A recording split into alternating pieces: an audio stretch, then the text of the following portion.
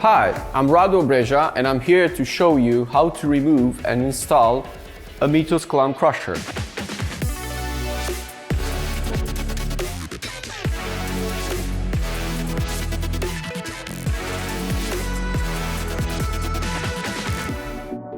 This grinder has been designed to enhance the workflow of baristas and includes touches that truly show the Victoria Arduino's dedication to the art of coffee making. Certainly, one of these is the clump crusher, which ensures that each dosage is homogeneous and free from impurities. In fact, it eliminates the effect of static electricity caused by the grinding process and guarantees maximum consistency in the production of ground coffee.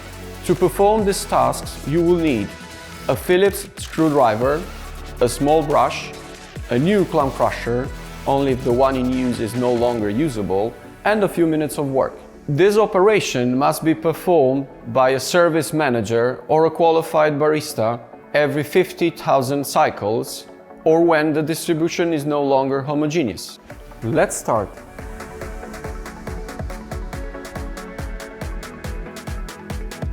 To begin, remove the two little screws that lock the dispensing spout to the machine.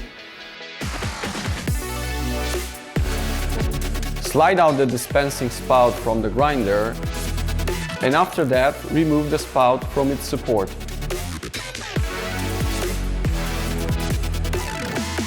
If the clump crusher is still usable, use the brush to clean it carefully.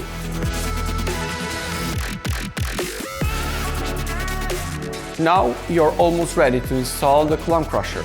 The first thing you need to do is to put it over the metal channel. Make sure that the side flaps embrace the metal channel on the outside.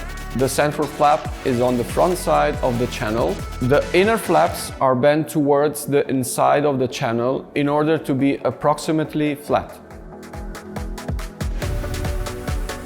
Now it's time to put back the clump crusher and the metal channel into the cover.